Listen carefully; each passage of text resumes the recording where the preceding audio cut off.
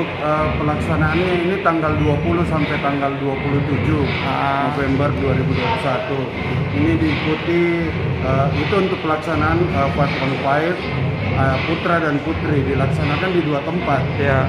Gor Matuangin dan Gor Ciputra. Untuk 3x3 itu dilaksanakan di Mall Nipa tanggal 22 sampai dengan tanggal 25. Nah, kebetulan untuk pembukaannya sendiri itu akan dilaksanakan pada tanggal 22 di Mall Nipa dengan dihadiri itu Ketua Perbasi langsung, Praporprov. Ini untuk menyeleksi tim mana saja yang akan berhasil mengikuti Porprov di tahun 2022. Nah, kebetulan ini kita di telescouting dari Perbasi Pusat dengan dari tim IBL dan ada beberapa untuk tim rookie nasional.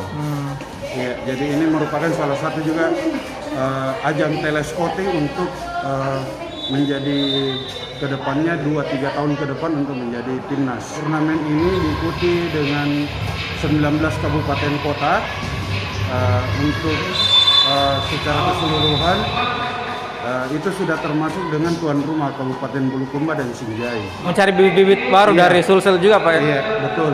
Karena alhamdulillah untuk tahun ini tim rookie kita ada loloskan 1 orang.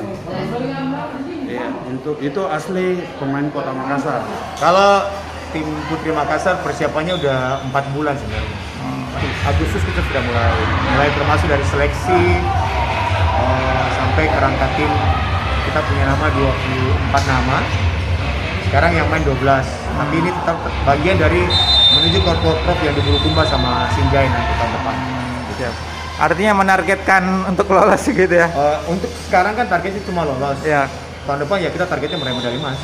Ya. Mempertahankan medali emas yang dari Porda Pinrang yang lalu. Mungkin performa teman-teman sendiri di lapangan seperti apa? Kalau saya bilang untuk mencapai titik puncaknya ini sekarang baru 80%. Karena memang satu kendala pandemi dan memang uji cobanya kurang. Tapi pemain ini diambil semua dari klub-klub terbaik di Makassar, terus dari SMA-SMA terbaik juga. Memang the best-nya untuk Makassar sekarang.